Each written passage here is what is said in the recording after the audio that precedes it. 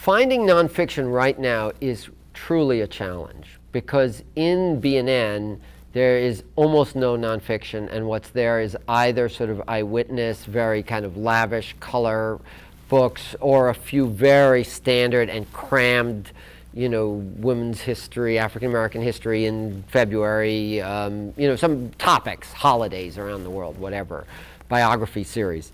And the problem in libraries is while libraries do in fact buy award-winning books, good books, the shelves are so overstuffed, and so overstuffed very often with books that have been bought for curricular reasons, it's hard to find. And I think a parent has to do a few things, or our teacher. One, talk to the librarian.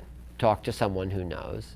Two, start to pay attention as you and a child you're with and makes their way through the stack. What kind of works for this child or this subject?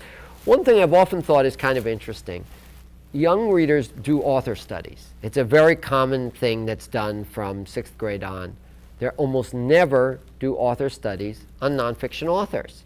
The assumption is almost as if, again, the topic defines the book, not the writer. Why? Writers have styles. Nonfiction writers choose to write in. Kathleen Krull writes witty books. Her books are different from someone else who would do 50 inventors or painters or composers. She has a style. And some authors, are, as I do, have more than one style. So I think that come to recognize, does your child like a Russell Friedman book? Does that work for your child? Well, there are a lot of Russell Friedman books. So you start to, just as you would do with fiction, does your child like Lois Lowry? Well, there's other, The Giver isn't the end of her writing. And so I think you pay attention to what's a kind of book. And I think that's something I've been talking about is in fiction, we have a very sophisticated sense of genre, right? There are many subgenres. In nonfiction, we have three: biography, memoir, and everything else.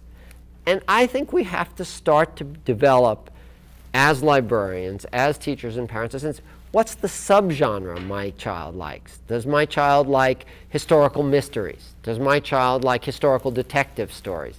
Does my child like to read about scientists? Is my child fascinated with math? I think math is the area we publish is the worst.